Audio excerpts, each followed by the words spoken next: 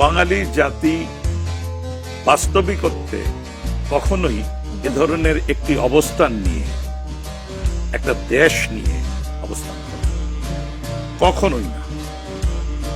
আমাদেরও যারা রাজা মহারাজা নবাব ছিলেন, তারা আক্ষরিক অর্থে বাঙালি। এই প্রথমবারের মতো একজন ভূমিপুত্র যে এই মাটিতে জন্ম নিয়ে স্বাধীনতার জন্য স্বাধীনতার স্বপ্ন দেখেছে এবং তার মতো করে স্বপ্নটা সে জেনারেট করেছে ইন হিস্ট্রি। রক্ত যখন দিয়েছি, রক্ত আরো দেব, দেশের মানুষকে মুক্ত করে ছাড়বো ইনশাআল্লাহ। এবারে সংগ্রাম স্বাধীনতার সংগ্রাম। আমি বাঙালি, আমি মানুষ, আমি মুসলমান। একবার মরে, দুইবার মরে না।